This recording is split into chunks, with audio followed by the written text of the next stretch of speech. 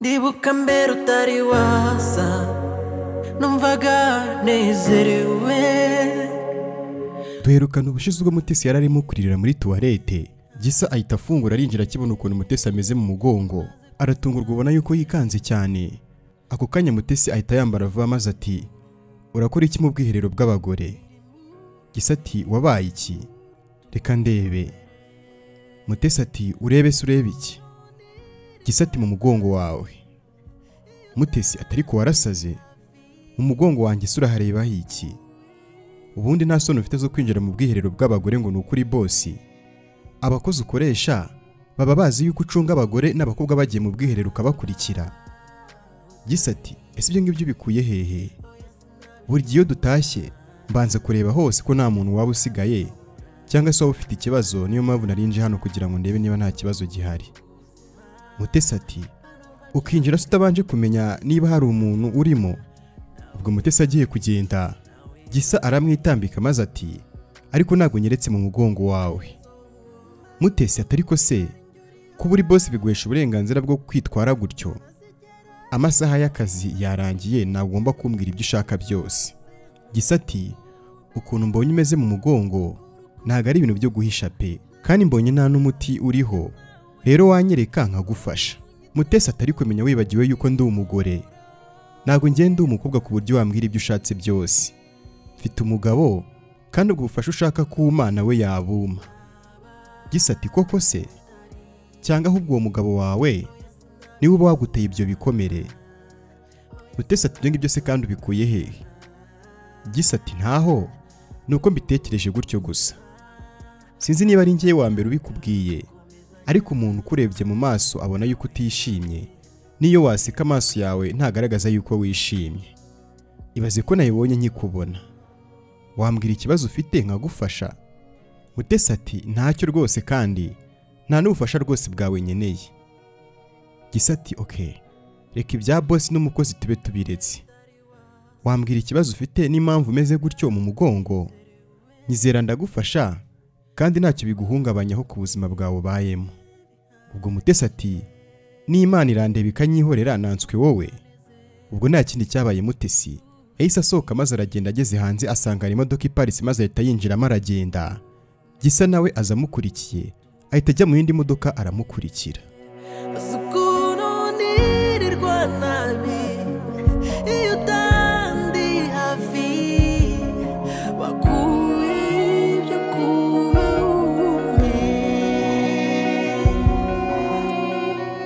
Tugarutse mu rugo Mama Gisa yicaye hanze ari kumwe na Mama Becky.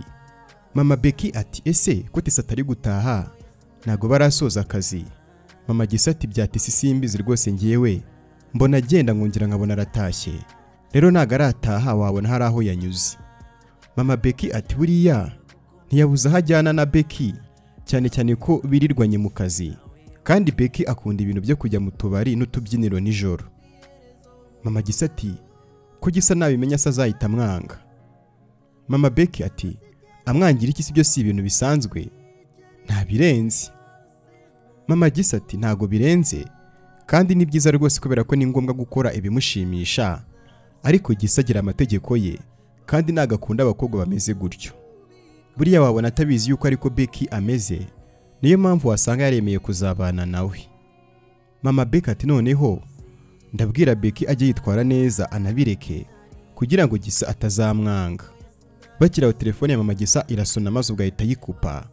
Mama Gisa akomeza avuga ati umubwire pe kubera yuko yamwanga, kandi urabizi twese dukeneye yuko abana bacu babana. Mama Becky ati ni ngombwa rwose. Ubundi ibi ngibi nibyo bita ubushuti. Ese ntabwo ejo twazajyana gukoresha imisatsi ko numva njye nkeneye ko bazananyuza mu mutwe? Mama Gisa ati nta kibazo twajyana.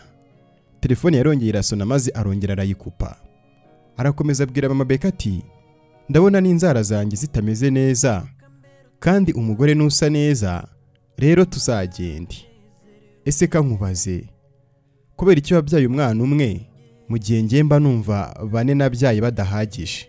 Mama Becky ati ntago ari ubushake bwanjye, nagerageje uko nshoboye ariko byaranze.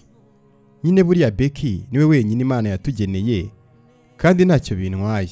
Mama Gisa ati ngiye mba numva rwose wasubiza igihe inyuma nabyara nk'abana 8 kubera ko nirirwa hano mfite irungu.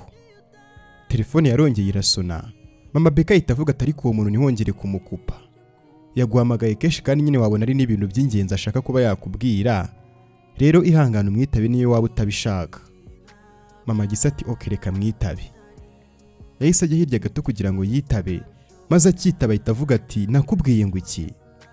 Sinakubujije kujya umpamagara igihe cyose ushakiye, ntugashake kunshyira mu bibazo, kandi nawe urabizi yuko hari igihe wamamagara ndi kumwe na Papa Gisa ugasanga bibaye ibibazo. Ndabyumva ariko ntuzongere, narakubujije. Uri hehe? Okay sawa, banza wishimisha ubwo ndaza kukuvugisha nyine nkubwire uko twahura. Ugahita kupa maze asubira hahandi. Abwira Mama Beka ati ni umuntu wambazaga niba hari ahantu nzi inzu nziza igurishwa. Mama Beka ati nyine mushakira umurangire. Hari icyo mupfa se ko wari wanze kumwitaba? Mama Gisa ati ntacyo dupfa, nuko ntaba nshaka abantu bamvangira mfite undi muntu turi kuganira. Ahubwo we mbwira, wowe mu rugo rwawe nk'iyo uri kumwe n'umugabo wawe wenda mu buriri ubona bimeze neza nka mbere? Mama Beka ati ntabwo nsobanukiwe neza icyo ushatse kuvuga. Mama Gisa ati nyine ndavuga mu buriri ubona umugabo wawe abikora neza nk'uko yabikoraga kera muri bato.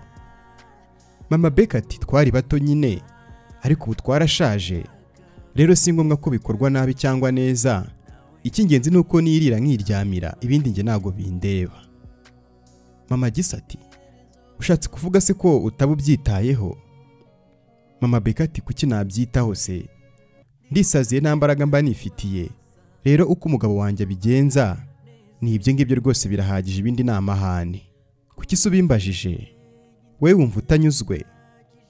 Mama Gisa ati oya, nuko nyine nibarizaga kubera ko ngiye ntungurwa nyine n'ukuntu umugabo wanjye agifite imbaraga nk'izo yari afite kera akiri muto, rero nyine nibazaga niba nawe ariko bimeze. Mama Beka ati urumva yuko nyine umugabo wanjye n'uwawe batandukanye. Wawe ntabwo arasaza, naho uwanjye rwose ni umunebwe mu bintu byose.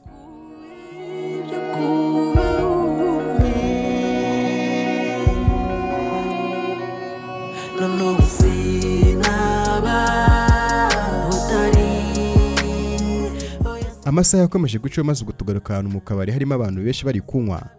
Gatete na Igor babicaye ngo hafi aho. Hirya kandi ubwo haba hari Tesi na Beki, ariko abatarabonana na Gatete na Igor. Ubwo Igor barimo abwira Gatete ati Gate, narambiwe rwose reka dutahe. Gatete ati ese wabaye gute mani? We na Gisa mwaranyobeye pe. Ibintu nibiragira naho biryoshye ariko ngo dutahe.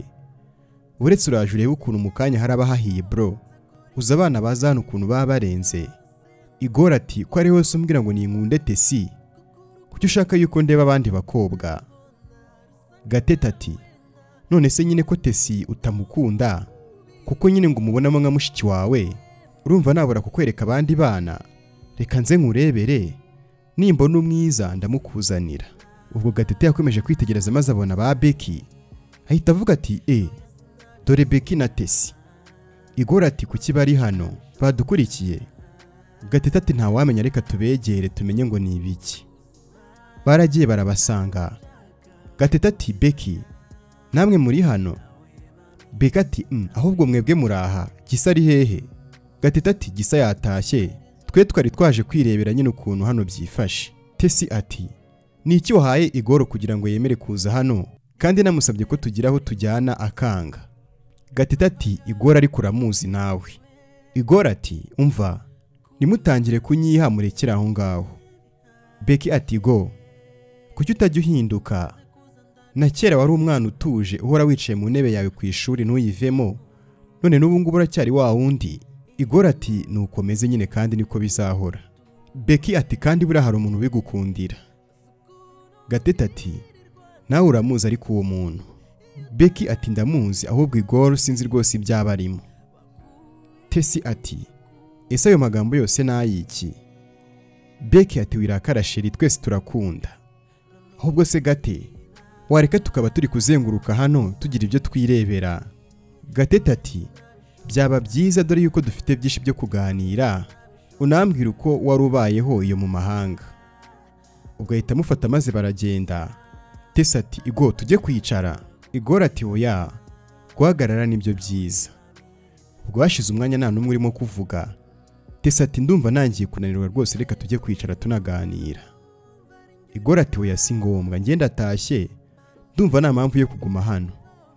Tessa ati niba warambiwe hano reka dusohoke tube turi kugenda n'amaguru tuzenguruka mu mujyi, wenda nyine nibwira cyane dutahe. Igora ati oya rwose ntago ari ngombwa, we guma hano wishimishe, njye reka nze nahe nsange Gisa kubera ko ari mu rugo wenyine. Ugira ijoro ryiza. Igora ahita agenda. Tessa ubwo yarabaye cyane maze nawe ahita asohoka aragenda. Becky ari kumwe na Gatete maze ati Gisa arabizi yuko muri hano? Gatete ati ntago abizi, ariko niyo twari kubimubwira ntago yari kuza kubera ko n'undi ntago abikunda, ubundi ni kimwe na Igoro ni ngiye wabavangiye. Ngambwira ukuntu waje mu Rwanda uzanywe no gukundana na Gisa n'ukuntu kera wangaga no kugendana nawe. Ibaze ko ari igihe ku ishuri baguserereje ngo murakundana maze ukarira. Becky ati nawe urabizi ukuntu kera yari ameze, yari urwana rubyibushye, urwana rufite apareye mu menyo, nyine ntago yari ashimishije kumubona pe. Iyo mwansererezaga nyine ngiye numvaga bimbabaje, nkumva murimo kunsebya. Ibaze ko tumaze no kujya hanze yanyandikiraga maze nkamwihorera, kugeza n'ubu ngubu ntago twavuganaga kubera ko numvaga nyine akimeze nabi nka mbere, na cyane ko ntarabona n'ifoto ye, no mu rugo ntago bigeze bambwira ko yahindutse kubera ko bari bazi yuko mbizi. Nyine naramubonye ndatungurwa cyane. Ubwo nyimara kumubona naravuze ni wow, uyu musore niwe wanjye, nashaka azatera intambwe rwose imwe nanjye nzatera 99 zisigaye.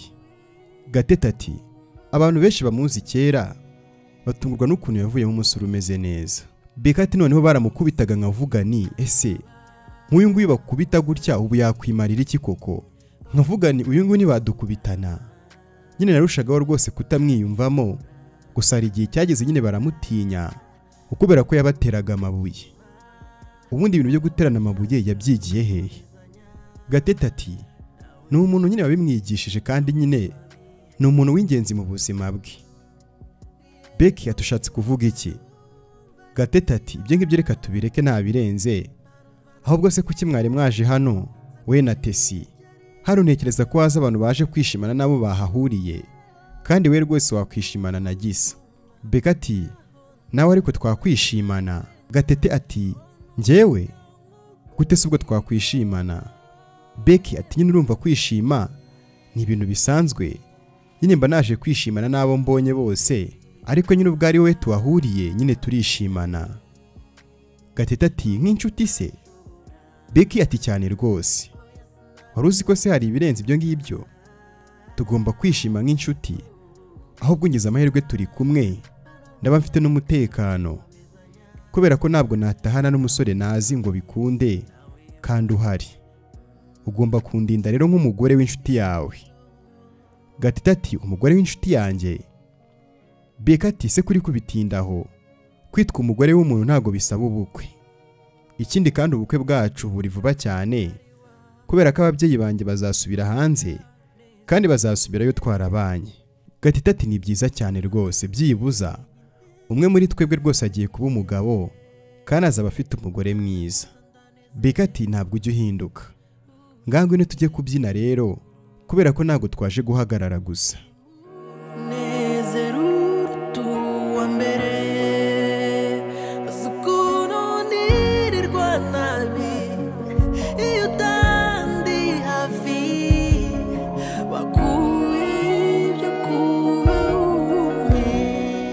Hagati aho tugarutse kuri Mutesi ari we mu gikoni arimo guteka, Bahati yari yicaye muri salo nuko hanze y'igipangu gisava mu modoka yinjira mu gipangu, agenda areba maze ageze ku muryango arakomanga ntibakingura. Gisa arongera arakomanga, Bahati ati se wowe ninde urimo gukomanga nk'uwishyuza? Yahamagaye Mutesi ati Mute. Mutesi araza maze ati nari mbitabye. Bahati ati se witabesha amaguru urimbwa? Hari umuntu urimo gukomanga aho ngaho mukingurire, kandi niba utangiye kujyuzana abantu mu rugo rwanjye urambona. Mutesi ati nta muntu ngiye nigeze mbwira kuza, ariko yakuyeho rido ngo arebe maze abona ni Gisa asa nk'umuntu wikanze. Bahati ati bite se kutari gukingura? Mutesi ahita akingura maze ati muri bande mushaka nde ko tutabamenye? Gisa atunguwe ati ntago. Atarakomeza kuvuga Mutesi amuca mu ijambo ati umuntu mushaka ntabwo aba hano rwose mwayobye. Bahati ahita asohoka maze aramusuhuza ati ninde murimo gushaka hano? Gisa ati nitwa Gisa, hari kampani nyobora bambwiye yuko hari umukozi wanjye mushya utuye hano, kandi muri kampani yacu tugira gahunda yo gusura abakozi bashya tukamenya ubuzima babayemo kugira ngo nibagira ikibazo tuzamenye ukuntu tubafasha. Uwo mukozi wanjye simuzi isura kubera ko ntago twari twahura, gusa nyine bambwiye ko yitwa Mutesi, gusa niba nibeshye ubwo nta kibazo reka ndebere hafi aha ngaha. Bahati ati oya ntago wibeshye rwose, Mutesi n'uyu mugore wanjye mwiza ubona hano, ahubwo ni karibu. Gisa ati murakoze cyane. Arinjira maze bahita bicara. Gisa ati mute, urihangana ko nje mu rugo rwawe, gusa ariko niko kampani yacu tubigenza, kandi ni inshingano zanjye kumenya abo nkoresha, namwe murihangana ko nje mu rugo rwanyu bwije. Bahati ati oya nta kibazo rwose, ahubwo kampani yanyu ndumva ari nziza n'abakozi banyu bagiriwe umugisha, nyine nishimiye ko n'umugore wanjye ariho yaje gukora. Ko wagumye uhagaze se, zanira umushyitsi cyo kunywa. Mutesi ati tubazanira iki cyo kunywa? Gisa ati nzanira amazi, niyo mba nishakira nyuma y'akazi. Mutesi ubwo ahita agenda. Bahati ati uvuye mu kazi se kandi wari uvuze ko utakoze, akaba ari nayo mpamvu utari wabonye umugore wanjye? Gisa ati akazi nakagiyemo, ariko ntabwo nari ndi muri kampani, nyine mfite byinshi mba ndimo ndakurikirana kandi byose ni akazi. Bahati ati birumvikana, abasore n'abagabo rwose tuba dufite inshingano nyinshi, none se umugore wanjye afite uwuhe mwanya muri kampani yanyu? Gisa ati ni sekreteri wanjye, nari maze iminsi mvunika kubera nta sekreteri nyine bari bamunshakiye. Wari umunsi we wa mbere ariko nyine sinabonetse, nyine numvaga ntishimiye ko banzaniye sekreteri w'umukobwa, ariko nishimira ko byibura ari umugore. Bahati ati wowe se uracyari umusore? Gisa ati yego, ariko vuba aha ngaha ngiye gukora ubukwe. Bahati ati ni byiza cyane, ariko se ko uyu mugore wanjye yatinze? Yahise avuga cyane ati mute, kuzana amazi byakunaniye nze mbyikorere. Ubwo Gisa asa nk'umuntu utunguwe n'ukuntu avuga nabi, maze akomeza kureba amafoto amanitse mu nzu, ariko abona nta nimwe ya Mutesi irimo, ahubwo harimo undi mukobwa. Ubwo Gisa ahita abaza Bahati ati ese ko nta foto yawe n'umugore wawe imanitse hano, ahubwo nkaba mbona hari undi mukobwa? Mutesi ubwo ahita azana amazi. Bahati ati sheri, bose washaka kumenya impamvu hano harimo amafoto yanjye n'undi mukobwa aho kuba harimo ifoto yanjye nawe? Ubwo Mutesi ahita asitara maze amena amazi kuri Gisa, ahita amubwira ati mbabara ntago rwose nabishakaga. Bahati ati ese uba muzima cyangwa? Gisa ati wirakara, nta birenze byari impanuka. Bahati ati wihangane, uyu mugore akunda gukora utuntu tw'udukosa nk'utwo ngutwo, kandi bihita bindakaza, nyine niyo mpamvu nari mvuze nabi. Gisa ati oya rwose ntukajye umubwira nabi, bibaho, buriya nyine bafite ibyo arimo gutekereza cyane ko nanabonye afite. Atarakomeza kuvuga Mutesi ahita amuca mu ijambo ati wari wabajije impamvu nta foto yacu iri hano harya? Amafoto yacu ari mu cyumba cyacu hano, nyine uyu mukobwa ureba hano yari mushiki w'umugabo wanjye, ariko yarapfuye, rero nyine mu rwego rwo kumuzirikana twashyize amafoto ye hano. Ubwo Bahati ati buriya rero hari abantu ibinyoma bitajya biba kure. Telefone ye ihita isona maze atereka nitaba uyu muntu. Bahati ahita agenda. Bahati akimara kugenda, Mutesi ahita yanjama Gisa ati Gisa ugamije iki kuba ndi umukozi wawe? Bivuze yuko nkurikirana mu rugo rwanjye? Gisa ati nakubwiye ngo mbwire icyo wabaye ngufashe, cyangwa niba utanakeneye ubufasha nta kibazo, ariko mbwira ikintu wabaye ndahita ndekera rwose kukugendaho. Urambwira ndeke kukugendaho cyangwa se ntabwo urambwira ngo meze nikorera iperereza? Mutesi ati sinasoni ufite zo kugenda ku mugore w'abandi, wagiriye impuhwe umukunzi wawe, wari wagize amakenga yumva yuko uzandeba ukanyifuza. Gisa ati ushatse kuvuga iki? Ukataramusubiza, Bahati ahita aza maze ati navuganaga n'umuntu w'umukozi wanjye, muri ino minsi mfite ibibazo by'amafaranga, nyine nsa nk'uri guhomba, kandi nta naho rwose nayakura kubera ko mfite n'ideni rya banki. Gisa ati ntabwo rwose biba byoroshye, ariko niba byagukundira wazaza aho nkorera tukavugana tukareba yuko kampani yanjye yagufasha gukemura ibibazo byawe, na cyane yuko icyo dushyira imbere twebwe ari imibereho myiza y'abakozi bacu. Rero twareba yuko ari cyo twagufasha nk'abafasha umugore wawe, na cyane yuko akorana natwe. Sibyo mute? Mutesi ati ntago ari ngombwa.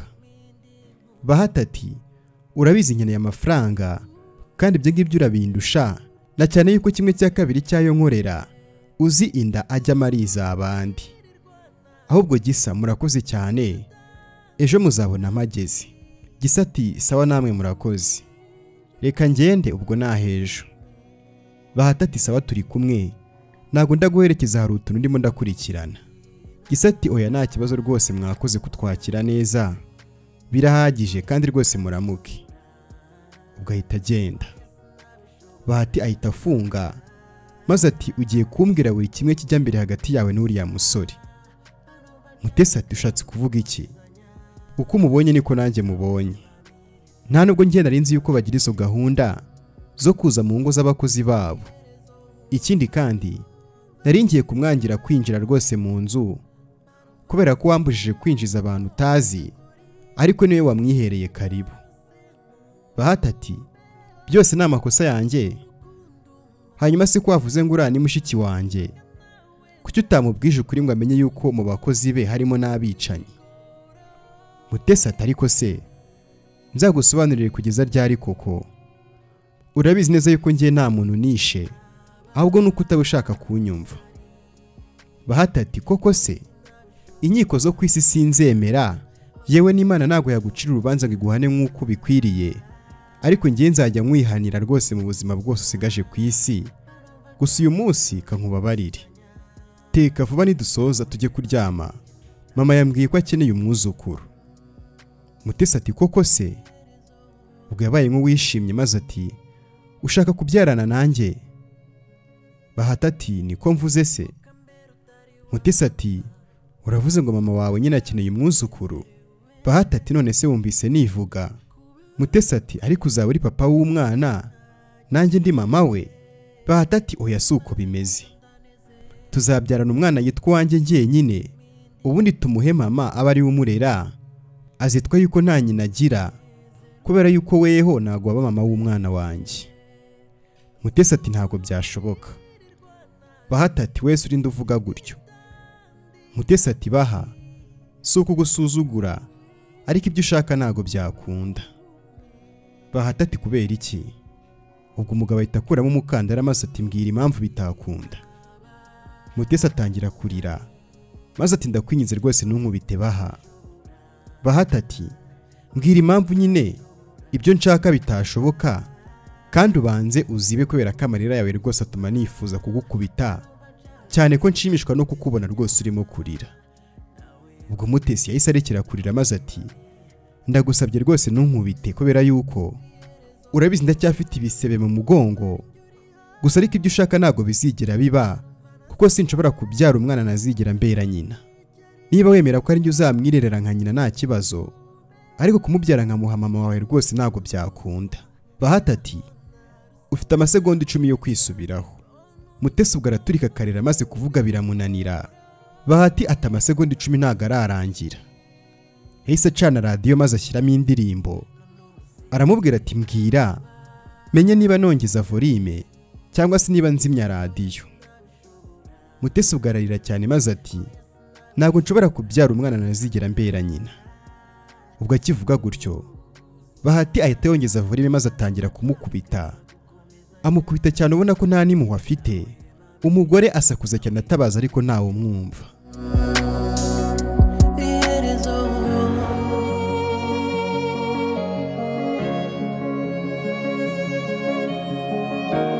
Ubwo bwarakeye maze tugaruka mu gitondo kare mu buriri. Beka ubwo yari aryamye maze abyutse asa nk'umuntu utunguwe, abona arahana atazi. Beka yirebye abona nta kintu yambaye maze ati ntumbwire ko natahanye n'umusore ntazi. Byari byiza mbere ariko ubu ngubu si byiza kubera ko mfite Gisa. Ubwo Beki ahita akenyereye swime yari aho ngaho maze arasohoka yingukira mu gikoni abona Gatete arimo guteka maze ati Gate urakora iki hano? Gatete ati wabyutse se? Uramutse ute se mukobwa mwiza? Beki ati Gate wimbwira ibintu byinshi, banza umbwira impamvu nge nawe turi hano twenyine n'impamvu nisanze ku buriri nta kintu nambaye.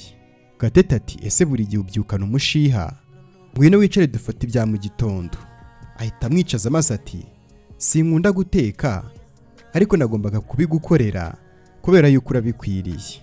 Ubwo yateguye ameza nawe ahita yicara. Becky ati wambwira impamvu turi hano? Gatete ati bisa nkaho nta kintu ariko wibuka, rero si ngombwa yuko ngira ikintu nkubwira. Becky ati mbwira nkeneye kubimenya. Gatete ati okay, reka nkwibutse. Twanyweye turabyina maze utangira kubishyira ku rundi rwego, ngerageza kukubuza ariko urambwira ngo nibyo ushaka. Wahise umbwira ngo ninshaka ahantu tujya. Nkubwire uko byagenze tugeze hano se? Becky ati bireke nabyo nkeneye kumva. Gatete ati ubwo nyine urabyibutse. Nyine nta kundi kuntu nari kubigenza, nagwahe ibyo washakaga gusa nyine byari byiza. Menya kubana n'abazungu byaratumye umenya byinshi. Becky ati erega urimo kubivuga nta n'isoni. Gatete ati isoni se ziki? Hari umuntu twishe? Becky ati ntawe ariko twaciye inyuma Gisa. Ni inshuti yawe kuva kera aranakwizera. Ese basi nta nubwo wari kubyanga ngo mbwereke ibyo nshaka atari byo ngo byibuze ushaka uko ngera mu rugo? Gatete ati ntago nicuza kuba twabikoze Becky, kuko erega niwe mukobwa mwiza wanshimishije kuva nabaho. Becky ati uzi ko nta n'isoni ugira? Ukuntu urimo kubivuga nta n'ubwoba ufite. Gatete ati nta mpamvu yo kugira ubwoba rwose mukobwa mwiza, kandi nawe nijoro ntabwo wigeze ugira. Nkubwire uko wavugaga se? Becky ati gate mbabarira pe. Gatete ati sawa nabiretse ngaho turye. Bahise barya maze akomeza kumureba. Becky ati se bite kurimo kundeba? Ni ngiye biryo urimo kurya? Uzi ko wagira ngo ntacyo bikubwiye? Ubundi nagiye mu kabari nshaka iki? Gatete ati ese ni kuri ubigenza iyo wagiye mu kabari? Becky ati ese ntabwo ushobora kuma amahoro? Ibiryo byawe rwose birye wenyine, nkeneye kwitahira ubu ngubu mu rugo bahangayitse. Becky ahita asubira mu cyumba. Gatete araseka maze ati uwamubona yasinze ntiyakifuza kumubona ameze neza, gusa yanyemeje pe. Ubu ngubu noneho namenye aho umukobwa atandukaniye n'umukecuru.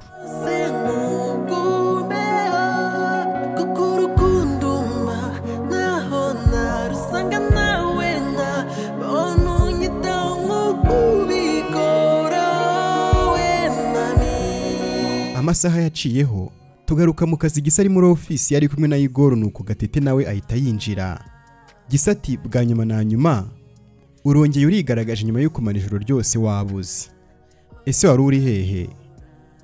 Gatete ati ntago si Igor yakubwiye. Igor ati mubwira ibiki? Twasoje akazi nditahira, we ntabwo nzi ahantu wahise ujya. Hanyuma se wumvaga nari kumubwira ibiki? Gatete ati kandi koko. Gisa ati nyine negereje kumbwira ahantu waraye, kubera ko twavuganye ko nta muntu uzongera kugera ahantu atabivuze, kubera ko bituma duhangayika. Waraye mu kabari? Gatete ati ndumva wabimenye. Nari mfite gahunda yo gutaha, gusa nyine nahuye n'umwana nyibagize inzira nyuramo naha, maze nyine turagumana kugeza mu gitondo. Gisa ati mani ibyo bintu ngiye rwose ndabyanga pe. Sinumva ukuntu ugenda mu kabari ugahura n'umukobwa utazi mukajya kurarana. Ubona ko ibyo bintu utazabipfiramo bro. Byibuze wazashatse umukunzi tukajya twumva nta kibazo ko byibuza ari umuntu umwe mubikora atari uguhinduranya. Igor ati ibyo Gisa arimo kuvuga nibyo rwose Gate. Hari igihe wazisanga rwose mu bibazo, kandi nawe uri umuntu mukuru nyine urabizi yuko ubusambanyi ari ikintu kibi. Gatete ati iyo uvuze ngo ubusambanyi numva biteye ubwoba, kuko nyine bivugitse nabi, gusa ariko nijoro byari byiza mani. Umwana twararanye ararenze, nabonaga arimo kunyigisha ngiye n'ibyo ntazi. Gisa ati gumana izo nkuru zawe bro, ntazo dushaka kumva Gate. Gatete ati ndabizi rwose kubera ko mwebwe muri abatagatifu. Ese Gisa ubu ngubu uzajya ureba Becky wihangane nawe widirinjije ngo nyuma y'ubukwe? Gisa ati byibuza Becky ni umukunzi wanjye, si umukobwa wese ubonetse. Gatete ati cyakoza nibiba uzambwire nyine uko byagenze. Igor atari kubushaka kumenya ibintu bidashishikaje rwose. Gisa ntuzigere rata ukora ibyo bintu n'umuntu utizeye, kandi njye ndumva nyine Becky atari uwo kwizerwa. Gatete ati kuki wavuga gutyo mani, ushingiye kuki? Igor ati ntiyabwiye Gisa se ko akunda kujya mu tubari agatahana n'abasore atazi, kandi ntabwo twakwizera ko yabiretse. Wenda n'ejo yagiyeyo atahana n'undi. Gatete ati kumushinja se nkaho wari uhari, wenda yarihanye kubera ko akundana na Gisa. Gisa ate se ko muri guterana amagambo? Njye ntabwo nizera Becky, gusa ariko nizeye yuko nyine iyo mico ye azayireka, kuko ubu ngubu turi abakunzi, kandi niyo atabireka njye ntacyo bimbwiye, kubera ko kumureka si ibintu byansaba kubitekerezaho, cyane ko uriya mukobwa atari umukobwa nahoze nifuza. Gatete ati uratangiye na Cyiza wawe, mana koko wazadufashije ukatuzanira Cyiza wa Gisa maze tukabona amahoro. Igor ati ngiye rwose mwana anyobeye pe. Ako kanya ku muryango ubwo barakomanze. Igor ati uwo ni sekreteri wawe byanga bikunduje tu, reka turebe ukuntu araba yambaye uno munsi. Gisa ati biragushishikaje se? Igor ati cyane rwose, kuko nabonye ejo utaramukuragaho amaso, rero nshaka yuko araba yambaye neza, ubundi amaso yawe akarya indi kaburara. Gatete ati ese ibitekerezo nk'ibyo ngibyo bikora hehe mwana? Gisa ati nawe ujye unyumvira Gate, reka nanamufungurire dore amaze akanya ategereje. Ese agenda arafungura, abona ni Mutesi yambaye rinete n'agapfukamunwa, maze Gisa ati injira. Mutesi arinjira ati mwaramutse. Gatete ati waramutse neza mute?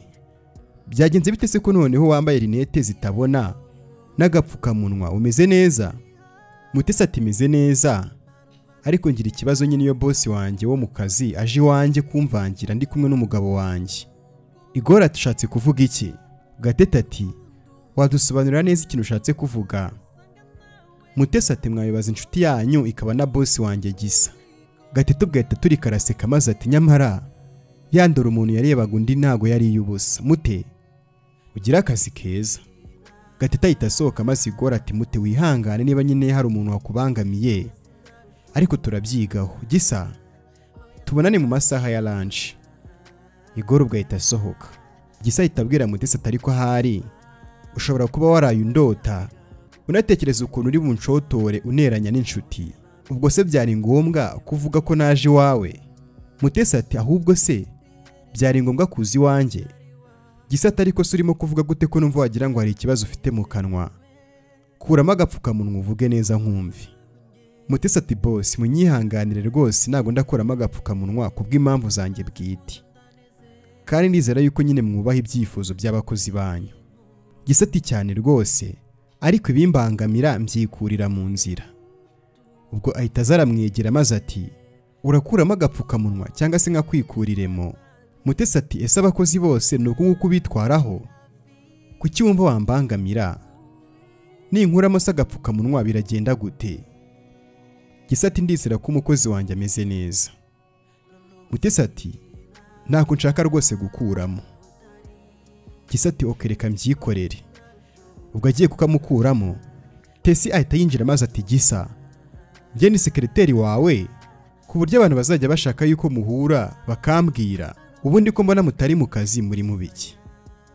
Gisa ati Tesi wambwira ikintu cyakubayeho ku buryo uzinduka uvuga nabi bigeze aho ngaho? Urabizi umusaza wawe ahora yiteguye kukumva. Tesi ati ayo matwi yawe ahora yiteguye kunyumva uzayatize n'inshuti yawe. Ubwo ahita agenda. Mutesi ahita amubwira ati reka nziza n'uwo muntu ugushaka. Ubwo Mutesi yarasohotse maze aragenda, ageze muri ofisi yasanga umugabo we nihari.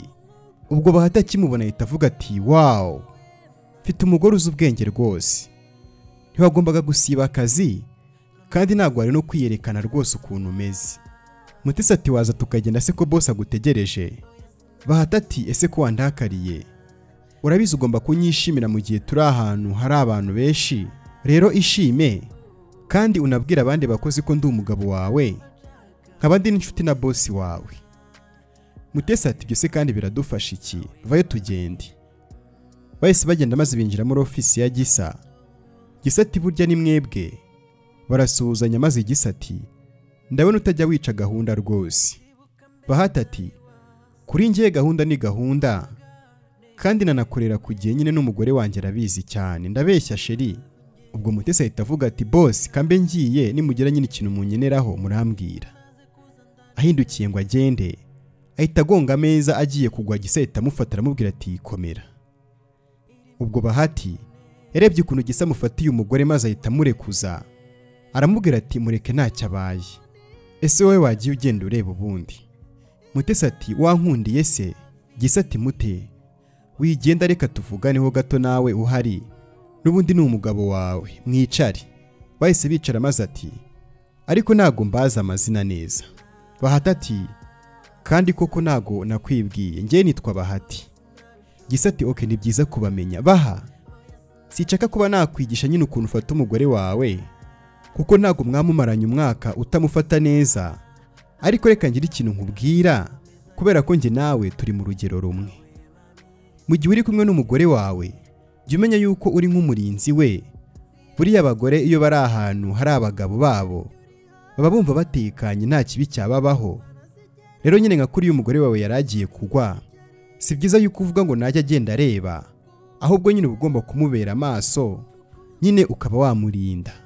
Buriya rero biba bigoye ko ari umugore cyangwa umukobwa wagira ikibazo ari kumwe nanjye, kubera yuko akenshi mba ndi maso ku buryo nagira ikibazo ndahita amufasha. Rero nawe wajya ubigerageza nyine ukabigenza gutyo.